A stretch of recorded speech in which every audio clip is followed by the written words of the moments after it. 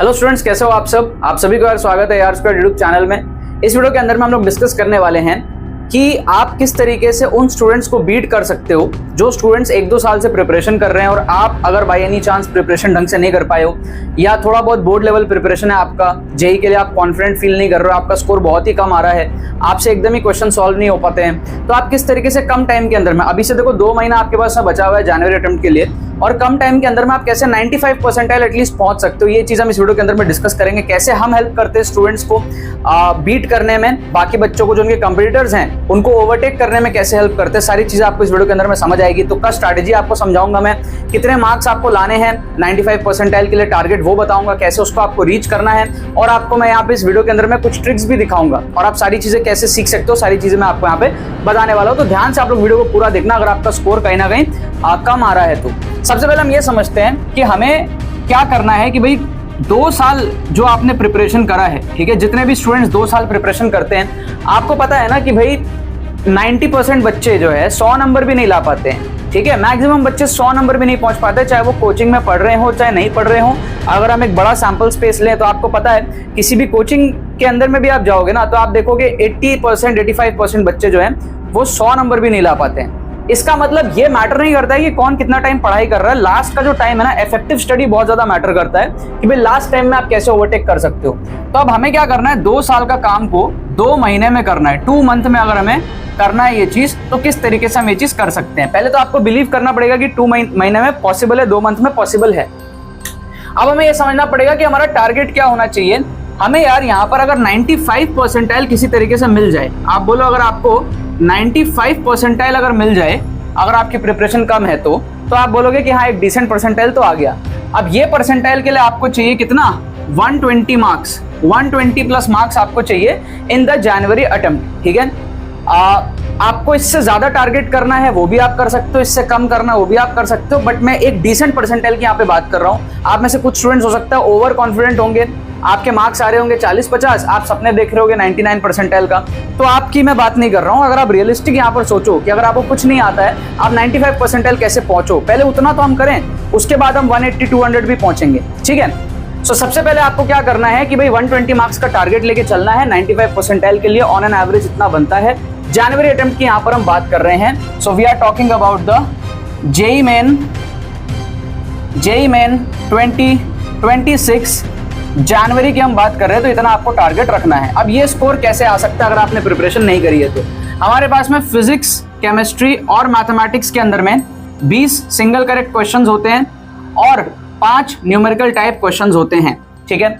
सबसे पहले आपको ये देखना है कि आप सिंगल करेक्ट में से कितने कर पा रहे हो। न्यूमेरिकल टाइप क्योंकि आपकी प्रिपरेशन बहुत खराब है, न्यूमेरिकल टाइप का आपको स्ट्रेस ज्यादा आएगा, न्यूमेरिकल टाइप की आप चिंता कम से कम करो। न्यूमेरिकल को छोड़ने के बाद में जो सिंगल करेक्ट 60 क्वेश्चन है, उसमें मैं आपको कहता हूं सिर्फ आप 12 क्वेश्चन कर लो। मतलब कि मैं आपको सिर्फ कह रहा हूं कितना, 4 आउट ऑफ 20 आपको पर सब्जेक्ट में आपको करने को कह रहा हूं। इसमें भी मैं आपको कह रहा हूं किसी सब्जेक्ट में 3 भी हो जाए, दूसरे सब्जेक्ट में 5 हो जाए तो भी चलेगा। एवरेज में बता रहा हूं आपको 12 करने हैं। कोई आपका फेवरेट सब्जेक्ट है इसमें से, उसमें से आप 6 कर लो, है ना। कोई आपका बहुत कमजोर सब्जेक्ट है उसमें आप 2 ही करो, दैट इज ऑल्सो पॉसिबल। तो आपके अगर बेसिक से बेसिक बोर्ड लेवल नॉलेज भी है, उतनी भी नहीं है ना, तो भी आप 4 क्वेश्चन जो है पर सब्जेक्ट निकाल सकते हो, या फिर ऑन एन एवरेज 12 क्वेश्चन 60 में से आप निकाल सकते हो। तो जब भी आप नेक्स्ट मॉक टेस्ट दोगे, आप ये देखो कि क्या आप 12 क्वेश्चन सही से कर पा रहे हो सिंगल करेक्ट में से। ज्यादा स्ट्रेस नहीं लेना है, बस 12 क्वेश्चन करने का टारगेट रखना, छाट के करना, श्योर शॉट 12 होने चाहिए। अगर आप ये कर लेते हो ना, तो आपका जो स्कोर होता है वो होता है +48 का। इस 12 में मेरे को कोई मिस्टेक्स नहीं चाहिए, ठीक है। इतना अगर आपने कर लिया, मैं आपको यहां से रास्ता दिखा सकता हूं 120 प्लस का, ठीक है। न्यूमेरिकल टाइप अभी भी बाकी है, न्यूमेरिकल टाइप से कुछ एक्स्ट्रा कर लो तो वो बोनस समझना आप उसको, ठीक है। अब बेसिकली क्या होता है, आपने 60 क्वेश्चंस में से आपने क्या करा, 60 में से आपने 12 क्वेश्चंस कर लिए। अब आपके पास में ना 48 क्वेश्चंस यहां पर बचते हैं, ठीक है। अब अगर आपकी प्रिपरेशन यहां पर कम है तो आपको बचे हुए क्वेश्चंस में तुक्का स्ट्रैटेजी यूज करनी पड़ेगी, मतलब तुक्का ट्रिक्स यहां पर लगाना पड़ेगा। अगर आप ये सोचो कि भाई मैं अटेम्प्ट ही नहीं करूंगा, इतने में ही रह जाऊंगा, तो आप उतने में ही संतुष्ट हो जाओगे तो बढ़िया बात है। लेकिन आपको यहां से स्कोर बढ़ाना है तो अटेम्प्ट तो करना पड़ेगा। स्कोर बढ़ाने का पहला स्टेप होता है अटेम्प्ट। अटेम्प्ट ही नहीं करोगे तो स्कोर कहां से बढ़ेगा, ठीक है। अब अटेम्प्ट करने से क्या नेगेटिव हो सकता है, स्कोर बढ़ेगा, कितना बढ़ेगा, सारी चीजें हम यहां पर डिस्कस करते हैं। 48 क्वेश्चंस जो आपके बचे हैं, इस 12 को साइड करने के बाद में अब इस 48 की हम चर्चा करें। आपके पास में पूरा का पूरा 3 घंटा खाली है, 2.5 घंटा आपके उसमें खाली है, ठीक है, आप 1 घंटा भी लगा लो ना इस क्वेश्चन को करने में, 12 क्वेश्चन को करने में, तब भी आपके पास में 2 घंटा पूरा खाली है तुक्का ट्रिक्स लगाने के लिए। मतलब कि आप जो भी तुक्का ट्रिक्स सीखोगे उसको अप्लाई करने का आपके पास में पूरा टाइम एग्जाम के अंदर में रहेगा। आप घर में मॉक टेस्ट भी दे करके देख सकते हो। तो हम अच्छे से बढ़िया लेवल पे तुक्का ट्रिक्स लगा सकते हैं, हम ऑप्शंस में लूपहोल खोज सकते हैं, पेपर के अंदर में हम लूपहोल खोज सकते हैं। इस स्ट्रैटेजी को आप समझो। अब जो 48 क्वेश्चंस हमारे पास में है उसमें जनरली क्या होता है, अगर आप तुक्का मारोगे तो 48 में कितने सही होंगे? अगर आप रैंडम गेसिंग करते हो, मान लो 48 क्वेश्चंस आप ऐसे ही गेस कर दे रहे हो, या फिर सारे ऑप्शन आप सेम मार्क कर दे रहे हो, तो आपके कितने सही हो सकते हैं? 1/4 के आसपास, मतलब आपके 12 के आसपास सही हो सकते हैं और 36 के आसपास आपके जो है गलत हो सकते हैं। आप सबसे पहले ये चीज नोटिस करो कि आपके 12 सही होने के आएंगे 48 मार्क्स और 36 गलत होने के आएंगे आपके -36 मार्क्स। 12 नंबर आपका जो यहां पर बढ़ रहा है, इसका मतलब 1/4 भी अगर आप सही करते हो तो भी आपका स्कोर बढ़ रहा है, घट नहीं रहा है। ठीक है, बॉटम केस सिनेरियो आपको मैं बता दूं कि आप अगर 48 में से 10 सवाल भी सही कर लो ना, 38 गलत भी कर लो, तो 10 सही होने के 40 नंबर मिलते हैं। 38 गलत भी हो जाएगा तो -38 होगा, स्टिल आप 2 नंबर बेनिफिट में रहने वाले हो। मतलब 48 में आपको सिर्फ 10 सवाल सही करना है अपना स्कोर को घटने से बचाने के लिए। ठीक है, अब 48 में से 10 सवाल सही करना बहुत आसान होता है। आप रैंडम गेसिंग भी करोगे तो भी 10 सवाल सही हो जाते हैं। इसका मतलब आपको यहां पर तुक्का स्ट्रेटजी का यूज करना है, श्योर शॉट। अगर आप डरोगे तो बहुत गलत कर रहे हो। अगर आपको ये लगता है कि भाई 48 में से मेरे 9-10 सवाल भी सही नहीं होंगे, तो यार आप एकदम नशे में कुछ कर रहे हो। ठीक है, आप थोड़ा बहुत भी अगर देख के करोगे तो आराम से आपके ज्यादा सवाल सही हो जाते हैं। करके देख लेना मॉक टेस्ट में, सारे ऑप्शन सेम भी मार्क करोगे ना तो भी आपके 8, 9, 10, 12 इतने तो सही निकल जाएंगे। ठीक है, हमें क्या करना है, हम कैसे हेल्प करते हैं स्टूडेंट्स को?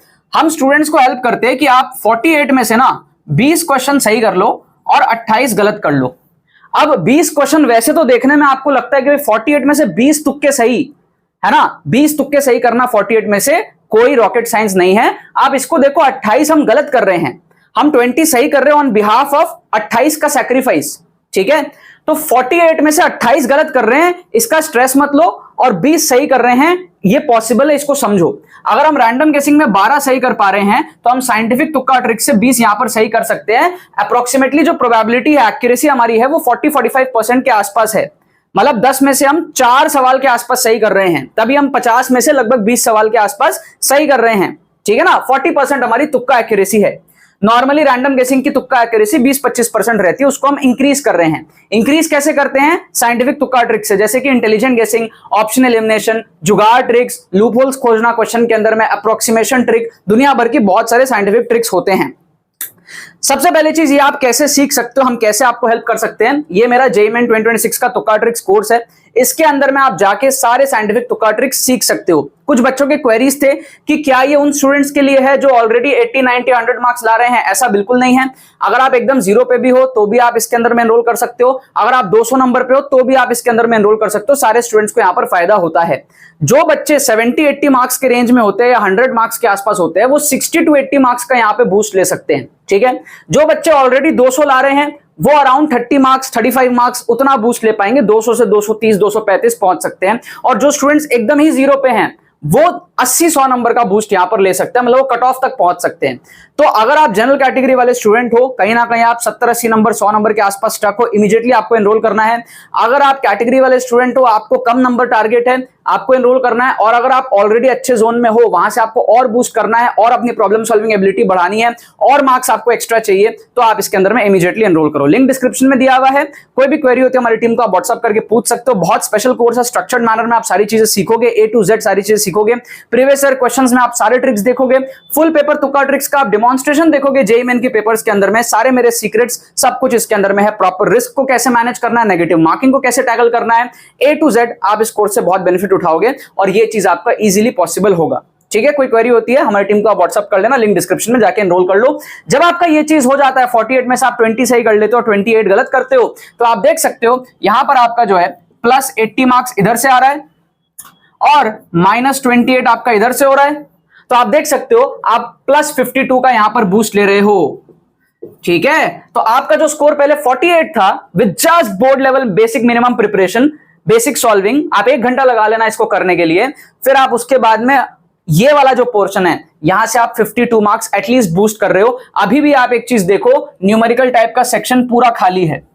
न्यूमेरिकल टाइप जो आप ये चीजें कर लोगे, जो तुक्का ट्रिक्स है वो न्यूमेरिकल टाइप में भी अप्लाई होती हैं। न्यूमेरिकल टाइप से भी आप 10-15 नंबर तुक्का ट्रिक से और बूस्ट करोगे और कुछ क्वेश्चन आप और न्यूमेरिकल टाइप से सॉल्व करोगे, क्योंकि जब आपको समझ आ जाएगा कि पेपर को अटेम्प्ट कैसे करना है, सॉल्व कैसे करना है, प्रॉब्लम सॉल्विंग एबिलिटी आपकी इंक्रीज होगी, तो आप न्यूमेरिकल से भी 20 नंबर बटोर लोगे तुक्का ट्रिक्स और थोड़ी बहुत सॉल्विंग की मदद से। ठीक है, सो आपका जो स्कोर है ना वो 48 प्लस 52 और 20 नंबर न्यूमेरिकल टाइप से मिला के आप 120 तक पहुंचोगे। आपका 95 परसेंटाइल यहां पर आएगा जनवरी अटेम्प्ट के अंदर में। इस तरीके से ये चीजें पॉसिबल होती हैं। अब मैं आपको इस वीडियो के अंदर में कुछ क्वेश्चंस के थ्रू समझाऊंगा कि यार तुक्का ट्रिक्स कैसे अप्लाई होता है, क्यों आपको सीखना जरूरी है, क्या सच में जेईई मेन के पेपर्स के अंदर में क्वेश्चंस के अंदर में तुक्का ट्रिक्स अप्लाई होता है, ये सारी चीजें हम यहाँ पर सीखेंगे। चैनल को भी आप सब्सक्राइब करके रखो, क्योंकि फ्री सीरीज भी चलती है चैनल के अंदर में, तो उसको भी आप regularly on a daily basis follow करोगे तो आप तुक्का ट्रिक्स बहुत ज्यादा उससे भी सीखोगे। सबसे पहला क्वेश्चन आप यहाँ पर देखो, स्क्रीन पे आपको क्या दिया हुआ है कि भाई हमारे पास में ना नंबर ऑफ हमको यहां पर चाहिए सॉल्यूशंस। ठीक है, अब इसमें तुक्का मारने का क्या तरीका हो सकता है। आप एक चीज देखो, यहां पर आप तुक्का अगर यहां पर मार रहे हो, आप देखो आप थोड़ा मैनुअली भी इसको थोड़ा सा चेक कर सकते हो। जैसे आपका यहां पर 9/x माइनस 9/√x प्लस 2 दिया हुआ है, अगर वो 0 हो जाए तो हमारा एक्सप्रेशन 0 हो गया। और जो हमारा 2/x माइनस 7/√x प्लस 3 दिया हुआ है, अगर वो 0 हो जाए तो भी हमारा एक्सप्रेशन 0 हो गया। आप एक चीज चेक करोगे ना, आप मैनुअली अगर थोड़ा सा ऑब्जर्वेशन स्किल्स आपकी है तो आप x इक्वल्स टू 9 पुट करो, आपका देखो पहला एक्सप्रेशन 0 हो जाएगा, क्योंकि 9/9 1 और 2 ऐड होगा तो 3 और माइनस 9/√9 वो आपका -3 आ जाएगा, मतलब कि आपका 0 हो जाएगा। और आप देखोगे ना, अगर x को आप 4 पुट करते हो, x को अगर आप 4 पुट करते हो तो आप देखो सेकंड एक्सप्रेशन आपका जो है वो 0 हो जाएगा। ठीक है, क्योंकि आपका जो है 2/4 आपका हो जाएगा 0.5, 3 के साथ ऐड करोगे तो 3.5 हो जाएगा, और -7/√4 मतलब कि -7/2 वो आपका माइनस में 3.5 आएगा। इसका मतलब ये भी आपको 0 दे रहा है। इसका मतलब 2 सोल्यूशन तो हमको यहां पर ऐसे ही मिल गए। ठीक है, अब आपको सारे सोल्यूशन निकालने जरूरी नहीं है, आपको बस ये चेक करना है कि नंबर ऑफ सोल्यूशंस कितना होगा, बस आपको इतना चेक करना है। अब आप ऑप्शंस में अगर देखोगे 2 तो आ गया, या तो 3 होगा या तो 4 होगा या तो 2 ही होगा, 1 तो नहीं हो रहा, 1 एलिमिनेट हो गया आपका ऑप्शन सी। यहां पर आप ना गेस कर सकते हो 4 को, क्यों? क्योंकि एक तो यहां पर ये है ना कि या तो 2 आंसर हो जाएगा या तो दोनों के एक एक सोल्यूशन और आ सकते हैं, है ना। क्योंकि आप एक चीज सोच के देखो, यहां पर वैसे भी क्वाड्रेटिक बनेगा, है ना। अगर आप इसको सॉल्व करते हो, जैसे हमारे पास में ये है ना कि भाई 9/x minus 9/√x plus 2 equals to 0 करोगे आप, मतलब कि इक्वल्स टू -2 होगा, तभी तो 0 बनेगा। इसको जब आप सॉल्व करोगे तो क्वाड्रेटिक बनने वाला है ना। इसको जब आप सॉल्व करोगे तो आपका क्वाड्रेटिक बनेगा। ठीक है, आपको x इक्वल्स टू t² लेके t को सॉल्व करना पड़ेगा, t की 2 वैल्यूज आएंगी तो x की भी 2 वैल्यूज आएंगी। आप यहां से एलसीएम लेके करना, ठीक है, और आप x को ले लेना t², तो t के टर्म्स में क्वाड्रेटिक बन जाएगा, t की 2 वैल्यूज आएंगी तो x की 2 वैल्यूज आएंगी, तो इधर से आपके 2 वैल्यूज आने वाले हैं, और जो दूसरा एक्सप्रेशन है उधर से भी 2 वैल्यूज आएंगे, तो टोटल 4 सॉल्यूशंस यहां पर होने की पॉसिबिलिटी है, अनटिल एंड अनलेस ऐसा हो जाए कि दोनों में से कोई कॉमन सोल्यूशन आ जाए, है ना, वो एक रेयर पॉसिबिलिटी यहां पर होगी। Otherwise 4 solution, option B is the best possible answer जो आप इसमें तुक्का लगा सकते हो, और यही यहां पर जो है करेक्ट आंसर है। ठीक है, अब आप देखो क्वेश्चन नंबर 2, इसमें आपको कैसे तुक्का लगाना है मैं आपको समझाता हूं। यहां पर ना देखो होता क्या है, साइकोलॉजी आपको समझनी बहुत जरूरी है कि ऑप्शंस क्रिएट कैसे होते हैं। टीचर जो भी क्वेश्चन बनाता है ना, उसके पास एक करेक्ट आंसर होता है, और टीचर का काम होता है बाकी ऑप्शंस भी उसको जनरेट करने हैं। तो टीचर लोग क्या करते हैं ना, इंडिया में हर कोई आलसी है, तो टीचर लोग क्या करते हैं, एक जो करेक्ट आंसर होता है ना, उसी में थोड़े बहुत हेरफेर करके बाकी ऑप्शंस जनरेट कर लेते हैं, क्योंकि इतना कौन सोचेगा ऑप्शंस, है ना। तो करेक्ट आंसर से ही थोड़ा बहुत चेंजेस करके बाकी ऑप्शंस आपके बन जाते हैं। तो आपको क्या करना है, ये देखना है कि इन 4 में से पेरेंट ऑप्शन कौन सा है। आप देखोगे ना ध्यान से, आपका ना ऑप्शन डी यहां पर जो है पेरेंट ऑप्शन है। ध्यान से आप देखो, क्योंकि उसमें क्या है 1/log3 माइनस log4 है। ठीक है, उसमें क्या किया गया, नीचे वाला चीज को इंटरचेंज कर दिया गया, log3 log4 को आगे पीछे कर दिया गया, तो ऑप्शन बी बन गया log4 माइनस log3। ठीक है, उसमें आप अगर देखोगे ना, उसी को उसमें न्यूमरेटर को 2 कर दिया गया तो ऑप्शन ए बन गया। सेम चीज रखा, न्यूमरेटर में 1 की जगह 2 कर दिया गया तो आपका ऑप्शन ए बन गया। ठीक है, और उसी में आप देखोगे कि log3 को जैसे हटाया नीचे में, तो आपका 1/-log4 ऑप्शन सी बन गया। इसका मतलब जो पेरेंट ऑप्शन है ना, वो आपका ऑप्शन डी है। तो चांसेस हाई है कि ये करेक्ट आंसर होगा, इसी से बाकी ऑप्शंस जनरेट हुए हैं। तो ये भी एक टाइप का लूप होल है। ये सारी चीजें आप बैठ के खोज सकते हो एग्जाम में। आपकी जो एक्यूरेसी है, मैं कह रहा हूं कि भाई आप इतने सही करोगे, कैसे करोगे, आपको इंटेलिजेंट गेसिंग आना चाहिए, आपको जुगाड़ ट्रिक्स आना चाहिए, आपको ऑप्शंस को एलिमिनेट करना आना चाहिए। ठीक है, और एग्जांपल्स मैं आपको यहां पर दिखा रहा हूं। क्वेश्चन नंबर 3 आप देखो, क्वेश्चन नंबर 3 में आप कैसे तुक्का लगा सकते हो। आपको दिया हुआ है कि भाई प्रोजेक्टाइल है और आपको जो हमको दिया हुआ है एंगल दिया हुआ है ना, वो दिया हुआ है 45 डिग्री माइनस अल्फा और 45 डिग्री प्लस अल्फा। तो हमारे पास में ये एंगल है 45 डिग्री माइनस अल्फा और 45 डिग्री प्लस अल्फा। हमको क्या पूछा है, ratio of their maximum height आपको पूछा है। आप एक काम करो यहां पर ना, अल्फा को ले लो 45 degree, let alpha equals to 45 degree. इसको हम कहते हैं अजम्पशन मेथड। हम जुगाड़ मेथड्स भी सीखते हैं, ठीक है। जब आप कोर्स के अंदर में जाओगे ना तो आप देखोगे कि भाई बहुत सारे जुगाड़ टेक्निक्स भी आप सीखोगे जिससे बहुत सारे शॉर्ट क्वेश्चन सॉल्व होते हैं। उसमें से एक हमारा अजम्पशन मेथड है जिसमें हम लेट से अल्फा को 45 ले रहे हैं। 45 लेने से क्या हो जा रहा है कि हमारा पहला वाला जो है ना एंगल वो 0 हो जा रहा है और दूसरा वाला जो एंगल है वो 90 डिग्री का हो जा रहा है। तो अगर पहला एंगल 0 डिग्री है और दूसरा एंगल 90 डिग्री है, इसकी तो हाइट 0 हो गई, इसकी हाइट 0 हो गई तो h1/h2 भी 0 आएगा। तो हम क्या करेंगे ना, ऑप्शंस में पुट करके देख लेंगे कि किसमें हमारे पास में हाइट जो है वो 0 आ रहा है। अल्फा को 45 पुट करते हैं तो अगर हम अल्फा को 45 पुट करेंगे तो पहला ऑप्शन आपको दे रहा है 0, क्योंकि tan 45 इज 1, तो 1 - 1 न्यूमरेटर 0 हो गया, ठीक है। उसी तरीके से आप अगर देखते हो ना ऑप्शन सी, तो ये भी आपको दे रहा है 0, क्योंकि 1 - sin 2 अल्फा, sin 2 अल्फा मतलब sin 90 हो जाएगा, sin 90 अगेन 1 होता है, तो 1 - 1 वापस से न्यूमरेटर हो गया 0, ठीक है। आपका ऑप्शन बी है ना और ऑप्शन डी है, ये दोनों एलिमिनेट हो जाएगा क्योंकि ये आपको 0 नहीं दे रहा, क्योंकि इसमें 1 + sin अल्फा है न्यूमरेटर और ऑप्शन डी में आपका 1 + sin 2 अल्फा है। तो इसकी कुछ वैल्यूज आएंगी, कुछ फाइनाइट वैल्यूज आएंगी, तो ये 0 नहीं हो रहा, ठीक है। हमको क्लियरली समझ आ रहा है अल्फा को 45 लेने से आपका हाइट का रेशियो 0 आएगा। क्लियर हो गया। इसका मतलब आप ऑप्शन ए और सी में से तुक्का लगा सकते हो। ये तो हुआ जुगाड़ का पार्ट। अब मैं आपको बताता हूं इंटेलिजेंट गेसिंग कैसे करना है। आप देखो 4 में से एक ऑप्शन में tan का एक्सप्रेशन है, बाकी 3 ऑप्शन में sin का एक्सप्रेशन है। हमेशा ध्यान रखो जो आपको मेजॉरिटी में दिख रहा है ना उसमें सही आंसर होने के चांसेस होते हैं। आपको tan सिर्फ एक ऑप्शन में दिख रहा है, उसके पॉसिबिलिटी कम है, इसीलिए साइन आपको मल्टीपल ऑप्शंस में दिख रहा है, sin अल्फा sin 2 अल्फा ज्यादा ऑप्शंस में दिख रहा है। तो जो ज्यादा ऑप्शंस में आपको दिख रहा है उसकी पॉसिबिलिटी ज्यादा, उसको आप गेस वर्क करो, चांसेस आपके ज्यादा होंगे सही होने के। क्योंकि टीचर जो क्वेश्चन बना रहा है वो आपको कंफ्यूज करने का ट्राई करता है ऑप्शंस के अंदर में, तो आपको साइन के मल्टीपल ऑप्शंस दिया है तो आप साइन में तुक्का मारो ना, ऑप्शन सी को आप यहां पर तुक्का मारो, ठीक है। और यही आपका जो है यहां पर सही आंसर हो जाएगा। और क्वेश्चंस मैं आपको दिखाता हूं। क्वेश्चन नंबर 4 आप देखो, फिजिक्स का क्वेश्चन है हमारे पास में। ये भी क्या कर रहे हैं यहां पर हमको कह रहा है कि भाई टाइम पीरियड बताओ। अगर आपको कुछ नहीं आता आप क्वेश्चन छोड़ देते हो। भाई आपको पता है ना कि भाई टाइम पीरियड क्या होता है, 2π/ω फॉर्मेट का होता है ना। आपको पता है टाइम पीरियड 2π/ω फॉर्मेट का होता है। इसका मतलब 2π ऊपर रहता है, न्यूमरेटर में रहता है। आप देखो ऑप्शन ए और सी में यहाँ पे 1/2π है, तो आप ऑप्शन ए और ऑप्शन सी को जो है ना एलिमिनेट कर सकते हो। आप बी और डी में से यहाँ पर तुक्का लगा लो, ठीक है। बी और डी में से आप यहाँ पर तुक्का लगा लो।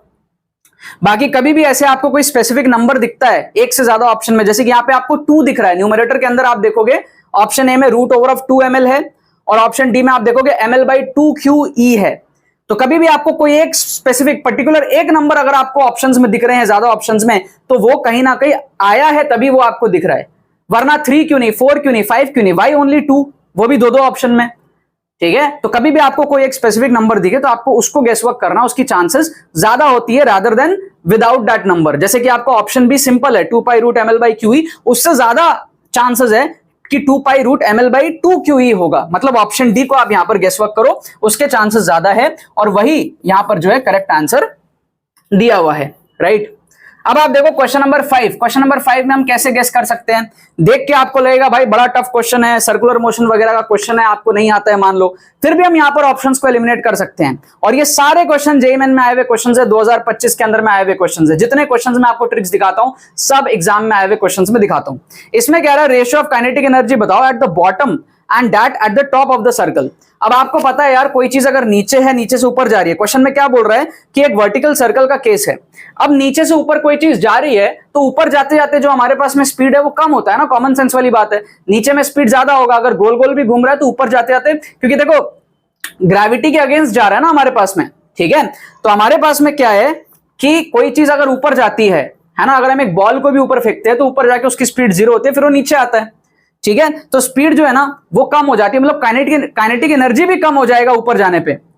तो क्योंकि हमको रेशियो पूछ रहा है काइनेटिक एनर्जी का at the bottom to that of the top, मतलब हमको पूछ रहा है kinetic energy at bottom divided by kinetic energy at top.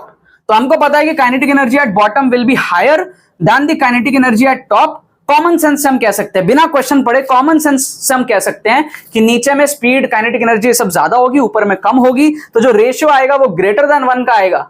अब अगर रेशियो ग्रेटर देन 1 का है तो आप देख सकते हो यहां पर आपका ऑप्शन ए एलिमिनेट हो गया, आपका ऑप्शन सी एलिमिनेट हो गया क्योंकि उसमें रेशियो लेस देन 1 है। आपका ऑप्शन बी n+4/n, ये आपका ग्रेटर देन 1 का रेशियो है, और आपका ऑप्शन डी n² + 4/n², ये आपका ग्रेटर देन 1 का यहां पर रेशियो है। Numerator is bigger than the denominator. तो आपको बी और डी में से यहां पर तुक्का लगाना है। इसका करेक्ट आंसर जो दिया हुआ है वो दिया हुआ है अपने को ऑप्शन डी, ठीक है, डी ऑप्शन यहां पर करेक्ट आंसर दिया हुआ है n² + 4/n²।